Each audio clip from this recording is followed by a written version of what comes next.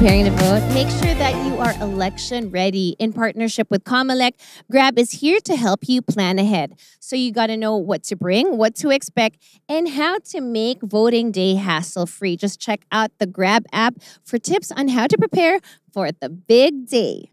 Welcome to Case Drama. We are going places, and where are we today? We are in a Grab with our guest, Gian Hinolan. Kilala niyo siya from TikTok. I'm sure dumaan na siya sa feed ninyo or talagang alam niyo yung bawat sinasabi niya sa TikTok, sa Instagram, or saan man kayo nanonood sa Reddit.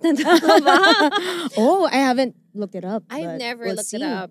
But yeah, we are gonna talk about something that's very, very important. And natutuwa ako kasi this is a topic na I wanna hear the insight of somebody younger. So yeah, she's been asking me if she can call me Ate K. Why not? And you know, it's great to learn from people who are not your own age, but who are as passionate about the election. Yes. So here we go. The elections are coming up. It's April 2025 right now. So countdown to the elections, May 12 yan mangyayari. And I'm sure maraming mga first-time voters and marami ding mga voters na baka mga senior na iniisip nila na ayaw na nila bumoto. We are gonna change your mind and we're gonna make sure that you make it to the polls. Okay, let's play a little game to make things interesting. Let's play true or false. Ready ka na ba? Okay, game. Naku, alam ko matalino to, si Gian. No pressure. Voting is your right and your responsibility. So ang pagboto ay iyong karapatan at Responsibilidad. Mas alam mo pa. Okay. I think this one is really important kasi iba-iba yung pananaw natin sa pagboto. But is this true or false? It's true. Definitely Yeah, definitely. true. Yes. Alam mo, natutuwa ako kasi I'll be playing First Lady Aurora Quezon in the movie Quezon. At isa sa talagang kinampanya niya during the time of her husband's presidency is the women's right to suffrage. Yeah. So, yun. Dati wala tayong karapatan bumoto. So, ang galing-galing na pinaglaban to ng mga tao. So, we really have to make sure na bumoto tayo. Tama.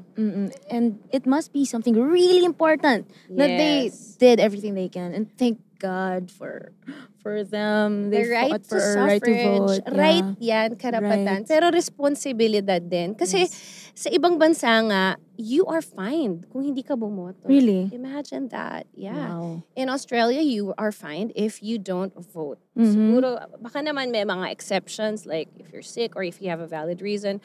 But that's how seriously they take this responsibility. Wow. And I think, no, I don't think. I really believe every vote counts talaga. Yeah. No, ate, like, there are some people I've talked to na parang I don't wanna vote anymore. I mean, Bakit daw? isa lang naman yan eh. Oo. And it's sad because if sa pamilya, okay, let's say, in a family, isa ayaw bumoto. Yes. And then, ma-discourage din bumoto yung ibang kasama niya sa family. And let's say they're a family of 5. That's already 5 votes. Yes, Na 5 hindi na missing votes. Mabibilang, di ba? This is the actual time na bawat tao ay influencer, di ba? Kung iniisip natin yung mga influencer, yung nakakita lang natin sa social media, eto nangyayari sa sarili mong bahay. Yeah. So, kung may isang tinamad, lahat tatama rin. Pero pag may isa talagang nagpursige, sabihin niya, kailangan bumoto tayong lahat, di lahat boboto, di ba? Yes. And also, for me, I don't see it as a parang, ay, ano ba yan? Kailangan kong bumoto. It's more of like, buti na lang, kaya kong bumoto. Yes. Diba? If you can, take advantage of your right and your freedom to vote. I think it just has to be, talaga, yung, paano ba tayo ma-excite? Kailangan natin malaman na, ang ganda nung karapatan na ito. Imagine if it were taken away from you. So why give it up? Diba? Yes, that's right. And for me, it's really important that we also personally advocate for our right to vote. Kahit isang tao lang ma-impluwensyahan mo na bumoto. Sobrang importante nun. So, sabi mo kanina, Ate Kay, lahat tayo influencer. Yes. It's not just the ones with big number of following online that are influencers. We are all influencers. Correct. So if there's someone you can encourage to vote right now, please do encourage them to vote because our community needs our vote. Yes, our community indeed. Okay, let's go to number 2. Hindi ko kailangan i-check ang mga kandidato. Pare-pareho lang naman sila. Oh no. False. They're not the same. Yes. Not the same. Oo, iba-iba yung plataforma, number 1. Iba-iba yung values. Yes. At maganda rin siguro i-check yung track record. That's right. That's so true. And also advocacies. Yes. Diba? It's very important na you will do your own research, your own effort of being informed. Correct. And look at the candidates, yung mga kandidato. Tingnan mo kung sino yung pinaka nag-a-align doon sa values na meron ka din. Tsaka yung pangangailangan ng lugar nyo or depende kung ano nga iboboto. Siyempre, for your own place, kunwari, yung mga mayor nyo, yung local government officials, kung ano ba kailangan ng inyong city. Tapos, syempre, sa national level, iba rin yun. Yeah. So, talagang kailangan mag-research. I mean, yes, maganda tignan ang mga bagay-bagay. Kunwari, yung iba, tumitingin sa survey, for example. Pero syempre, ibang tao yon. Kailangan may sarili kang pag-iisip. Yes. May sarili kang mga desisyon. Diba? Sa pagkain nga, ayaw natin pag may nagde-decide na iba para sa atin minsan. Diba?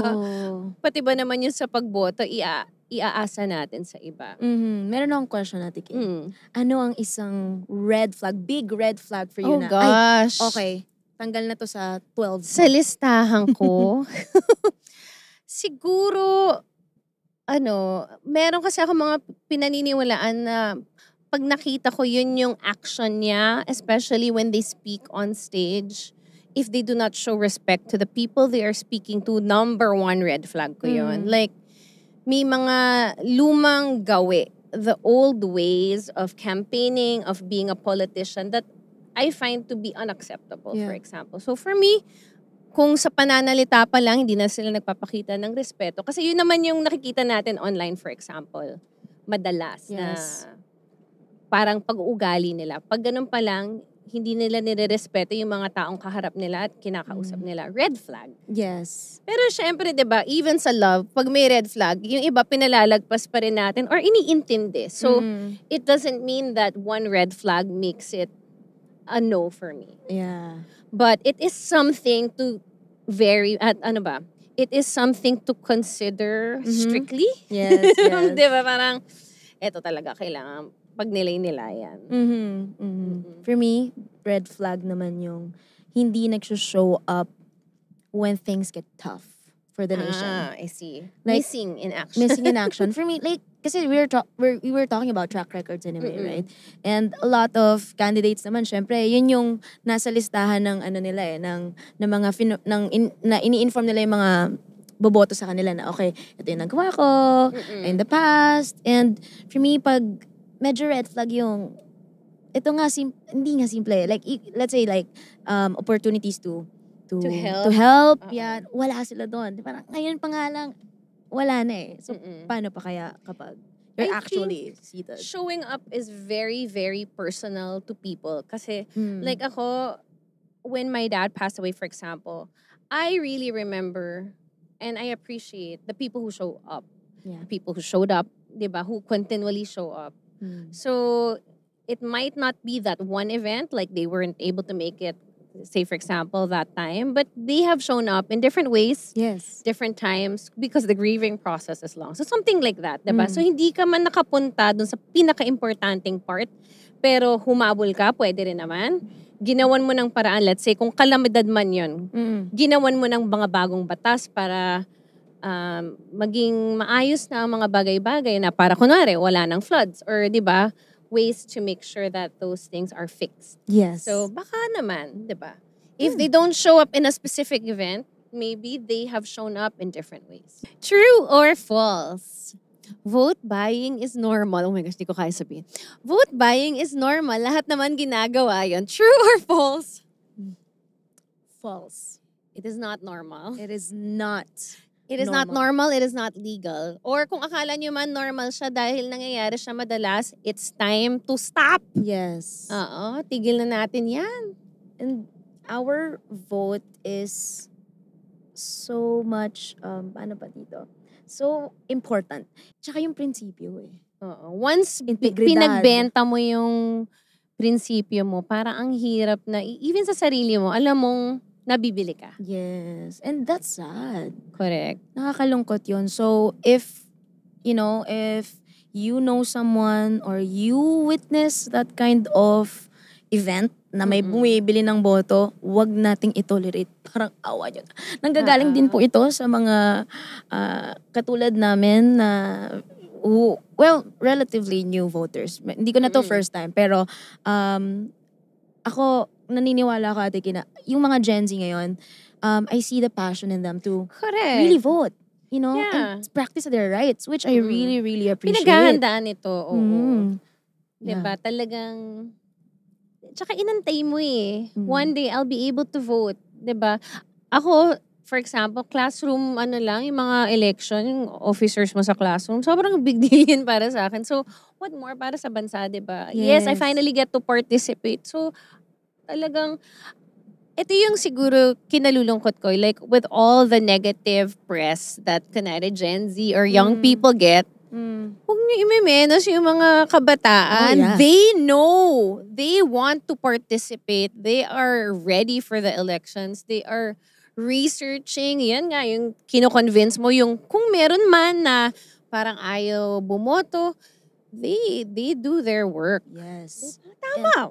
They're really passionate. And can I just say, I hope that yung pag-practice natin ng vote at a very young age, itama na natin. Kasi this is where I'm coming from.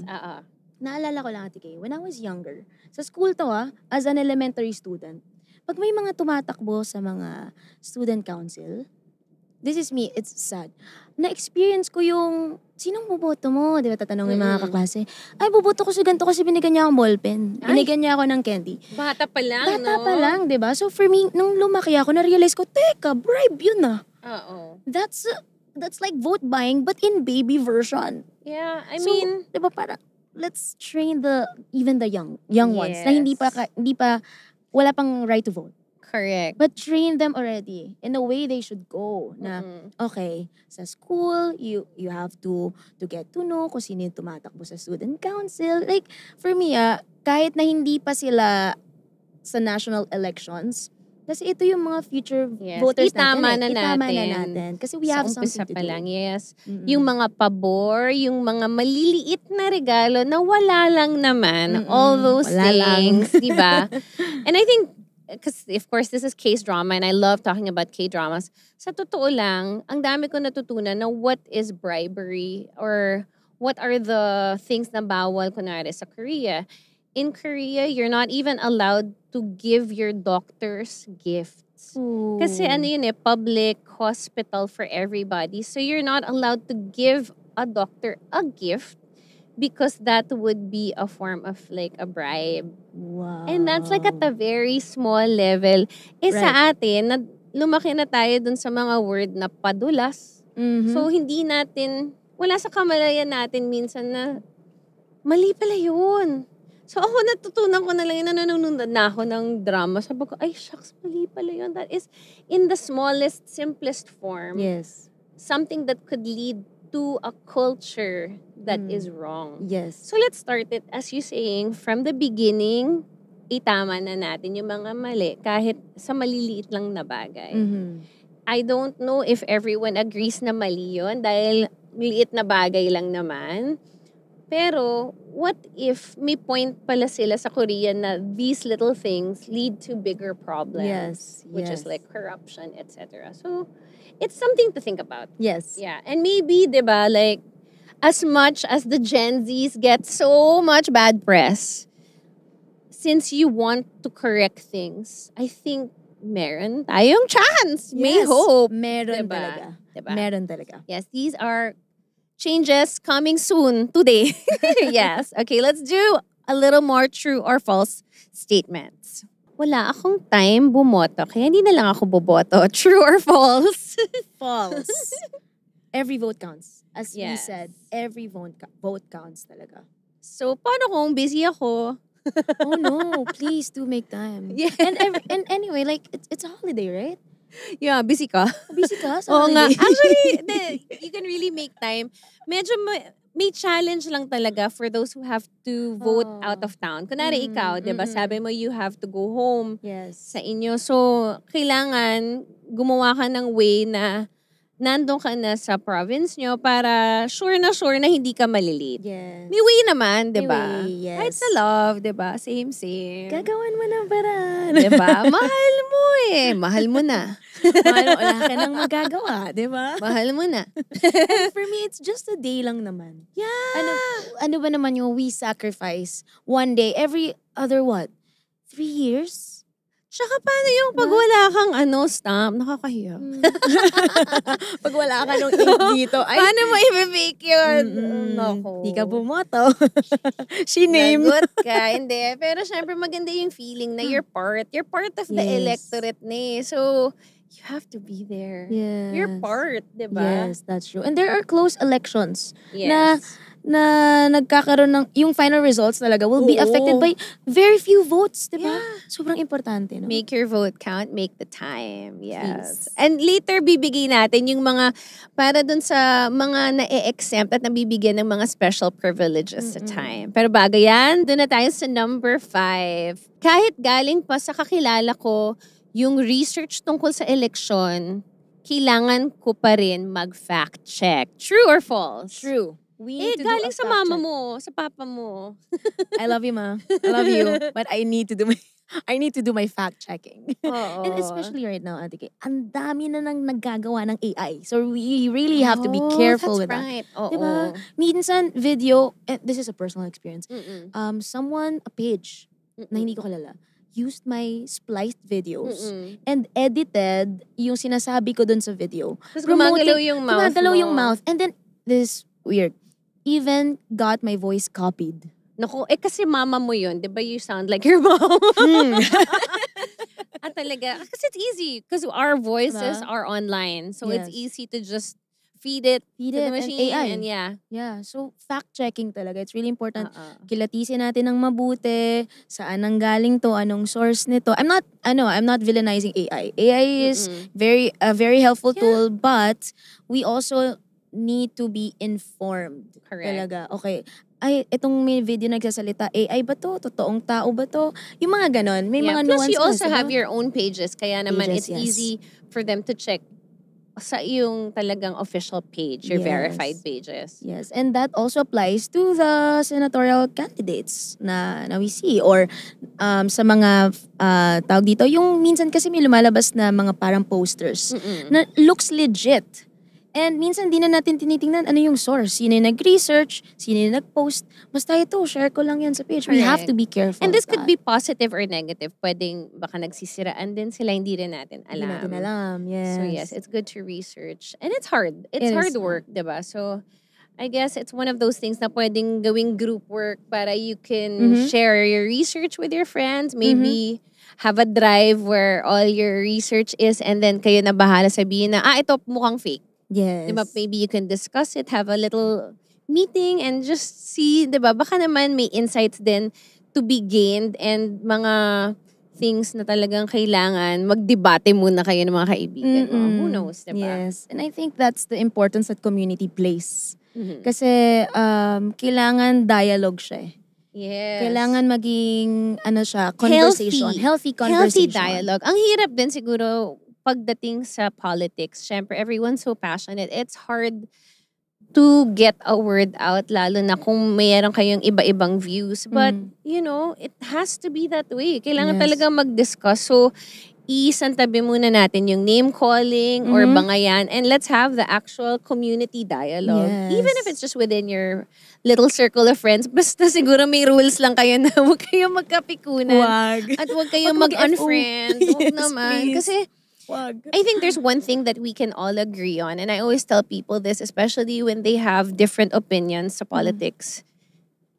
Lahat tayo, we want what's best for the Philippines. Yes, And that is kailangan maintindihan natin yon na nagkakaiba-iba lang tayo ng opinion. And that also reminds you na yung side mo is not to a political party, but you side with your country. Yes. I think that for me is when I realized that sabi ko, o nga no, ba't nag-aaway-away tayo? Dapat pro-Philippines tayo, pro-Filipino. What that means is up for debate right now. So, let's remind the politicians that we are one as a people because we want what's best for our country and they better watch out. Yes, that's true. Because Santa Claus is coming to town. We're not voting for the candidates. We're voting for the Philippines. Correct. And I think we can all agree. Wala akong kakilala na they want what's worst for the country. Oh, yeah. Kasi yung passion na lumalabas sa bawat debate ng mga magkakaibigan na nagkakaaway-away, they want what's best. But siguro it's also time to reflect deeply what is the best thing for our country. But I'm really, really passionate about the elections. And syempre, ano pa lang to, midterm elections. But we're also getting ready for the big election. Oh, yeah. So, ngayon pa lang mag-ready na tayo. And let's try to help each other vote for the best candidate. Yes. I think we'll get there. I mean, I feel so much hope. Yun nga, yung kabataan, ang pag-asa ng bayan. It's true kahit na madami talagang nagpo-put down ng mga Gen Z. Hindi po kami puro ganyan. brain rot. Minsan ka lang Minsan ganun. lang yun. Kasi Minsan mainit ang panahon. Hindi, diba? I mean, all of us have our way of having fun and maybe that's part of just de-stressing. Diba? Yes, that's true. But when it comes to important things, when it comes to the serious things, you know, we represent. They're a generation to be admired. Yeah, that's true. And for me then, Ate Kay, kasi I've seen na parang minsan may, ano bang tawag doon? Generational conflicts or wars. Parang yung mga bata, or yung mga bata naman, yung mga matanda kasi blah, blah, blah, blah. For me, let's not do that because it's not generation versus generation. I agree na there's something we can learn from across different generations. Correct. Diba? Actually, dapat magkakakampi eh. Correct. And I think, I'm very grateful kasi meron akong kabarkada na teacher.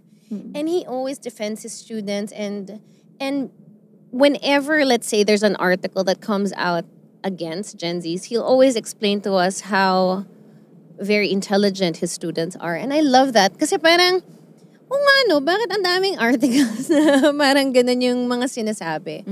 But I think this coming election, talagang they will show up and they will show us that they are doing the right thing. So thank you so much. Okay, now let's go to our voting 101. Syempre, kailangan dun muna tayo sa basics. You must be 18 and above to vote. So every registered voter must have their biometrics done sa COMELEC.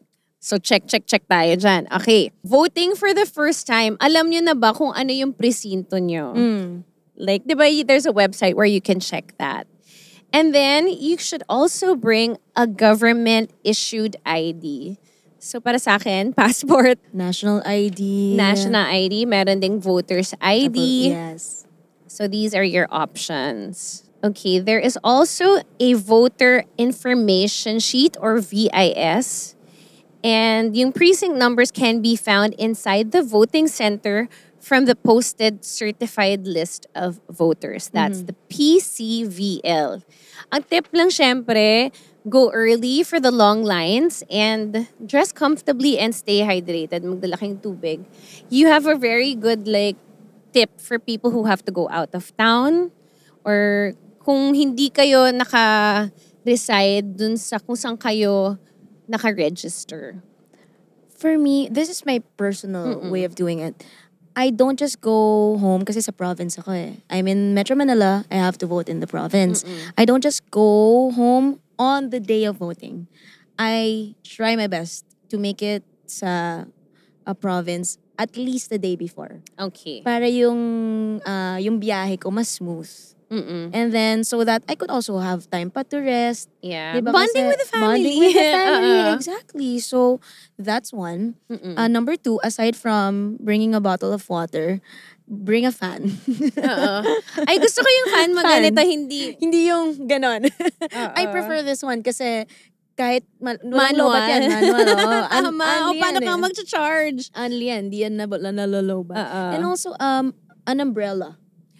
an umbrella. So, yun yung mga at least personal ko na dapat dala ko. So, Yes, let us know what are your tips. Baka naman meron kayong gustong i-share. Put it in the comment section also. Alright, so yan ang mga una nating basic 101 stuff. And then of course, we have additional reminders because COMELEC is also making voting more accessible for our seniors, yung mga PWD, at yung mga pregnant women. They have early voting hours.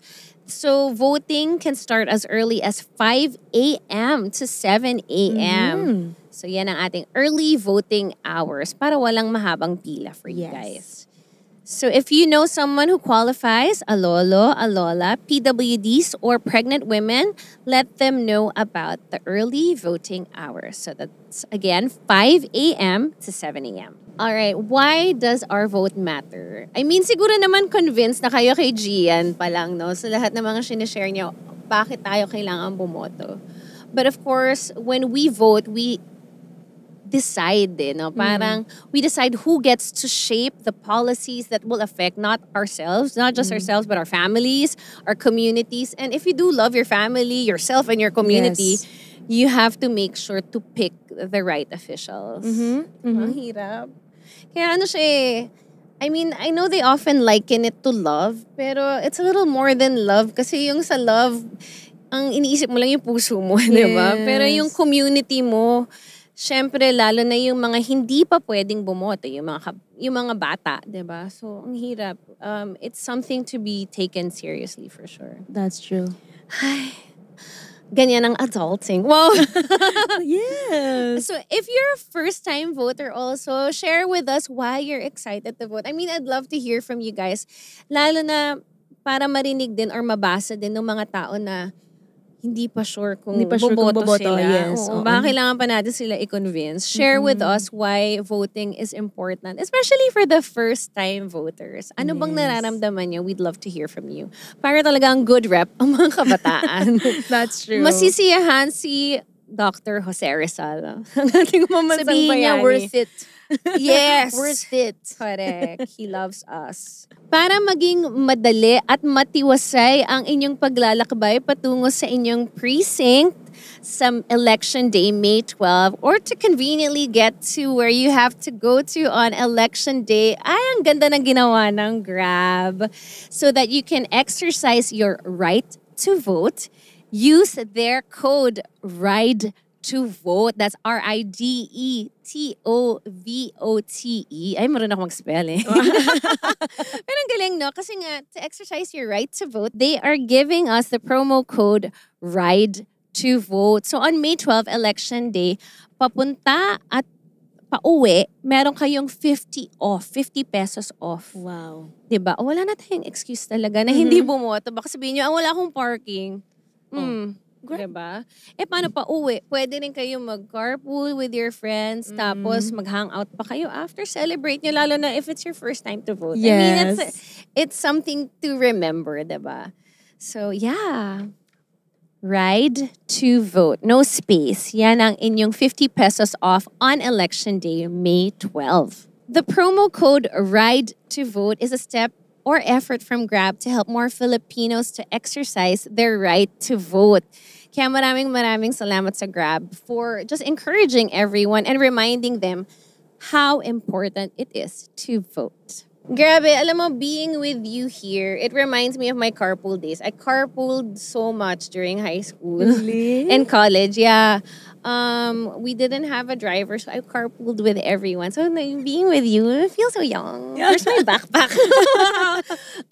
So I'm actually reminiscing the first time I voted. Siyempre may konting parang alam ko ba gagawin ko, pero diba, may listahan ka. Yes. Oo. Ganun ka ba the first time you voted? Meron akong Na maraming beses mo chinek, double check.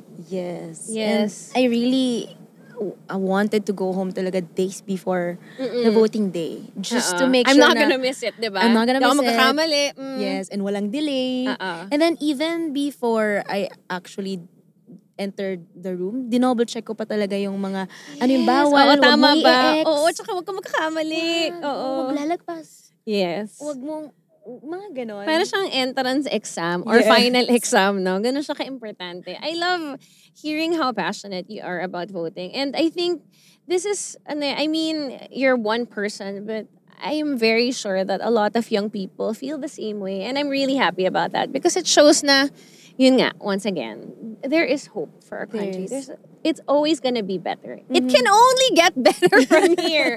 So, diba, I know they know you from all your content where you're making jokes and of course you're singing your beautiful worship songs also.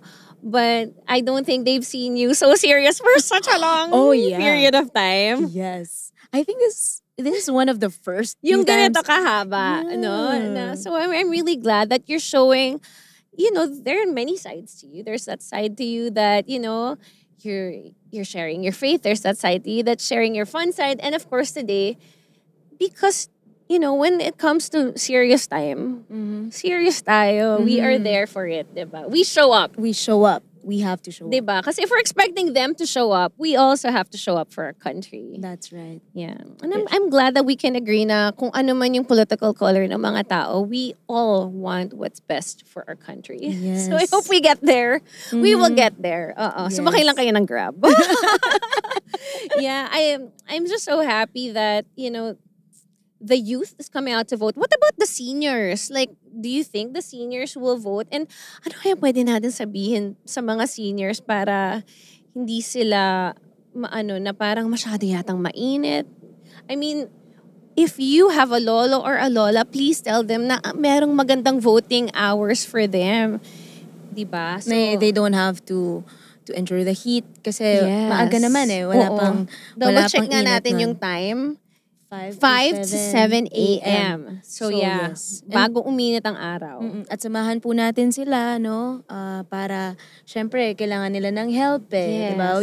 We're showing up for them as well. And for our seniors po who are listening to this, we thank you. We thank you for your efforts.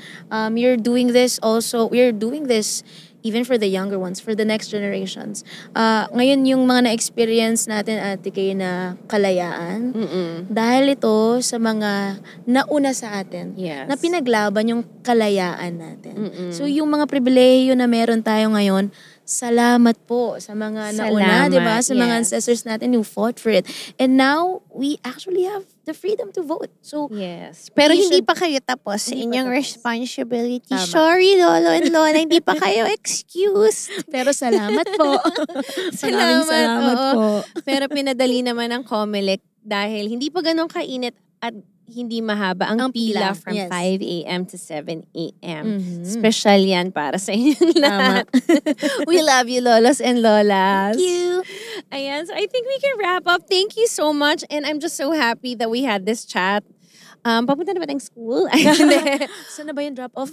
Oo, nakaka-excite. I like talking about elections in this way. Parang nakaka-excite nga siya. Parang, if we are excited, let's say, for a concert ng paborito nating artist, for a gig, yung meet up with friends, let's be excited about the elections because Yes. it is something to look forward to. And let us pray and hope for a better Yes. tomorrow because that's what we all want anyway for our country. That's true. Yeah. And it just reminds me, there is a scripture in the Bible, Ate Kay, na pinanghahawakan ko. Mapalad ang bansang ang Diyos ang Panginoon. And for me kasi, yung pagbabago na kailangan natin, hindi lang naman siya isang araw lang eh. Kailangan natin siya i-live out every single day.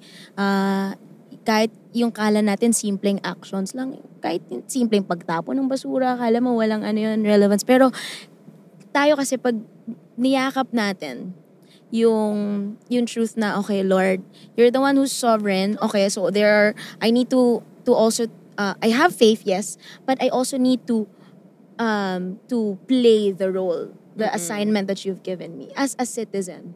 So, wag po tayo mawala ng pag-asa. Let's keep on praying for the country, for the leaders, for ourselves even. Because we all have a role to play and I have faith in God that He's sovereign and He's still good. So, yun. May pag-asa po tayo. Yes, so once again, we are reminding all of you to vote countdown Countdown. to May 12. Days na lang. Ano, diba? Pa-excite lang natin yung idea na, election na. Oo nga. And kasali tayong lahat doon. Gawin natin itong magandang election. And of course, Grab is making it so easy for us to exercise our right to vote. Use, once again, Ride to Vote. Ride to vote. Yes, Ride to Vote. RIDE. So that's your way to get your 50 peso discount. And this is on May 12, papunta sa inyong voting precinct. At syempre, pauwi. Kasi nga naman, it's a two-way thing. And you can just check out your Grab app. Kung wala pa kayo, which is imposible. Download your Grab app and check out Grab PH, their social media, for more details on how you can get this discount. Thank you so much, Gian. I hope that you had a good carpool with me. I Yes, did. nag-grab tayo, no? Ikot-ikot lang tayo. Ikot pero lang. ang saya, ang dami ko natutunan about you. And of course, your generation of very passionate citizens of our country. Thank you. And that's Case Drama for today. See you on Election Day. See ya.